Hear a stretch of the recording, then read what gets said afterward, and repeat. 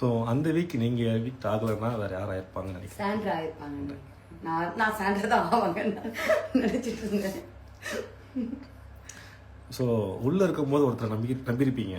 So வெளியில் வந்ததுக்கப்புறம் ஐயோ இவங்களே நம்பணும் அப்படின்னு சொல்லிட்டு யாராச்சும் இருப்பாங்களே, அப்படி யாராச்சும் இருக்காங்களா? இருக்காங்க. நான் ஆக்சுவலி நான் எபிசோட்ஸ் எதுவுமே பார்க்கலங்க. ஆனால் எனக்கு கெமி பற்றி சொன்னாங்க. கெமி வந்து வெளியில் ஒரு மாதிரி என்னை பற்றி கொஞ்சம் இன்னும் அதுவும் பார்க்கல, காதில் கேட்டது தான். அதை வச்சு நான் சொல்கிறேன், இது இவங்க விஷ பாட்டில், இவங்க நடிக்கிறாங்க, அந்த மாதிரிலாம் சில விஷயங்கள் அவங்க சொல்லியிருந்தாங்க அப்படின்னு.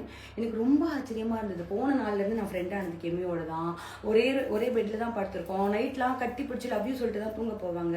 கடைசியாக அவங்க வெளியில் வரதுக்கு முன்னாடி கூட அவங்க கையில் ஏதோ பிரச்சனை இருந்தது. நான் தான் அவங்க ட்ரெஸ் எல்லாம் துவைச்சு கொடுத்துருக்கேன். நீங்கள் உள்ளே பார்த்தீங்கன்னா கூட நான் அவங்களை ஒரு நாள் கூட நாமினேட் பண்ணியிருக்க மாட்டேன்.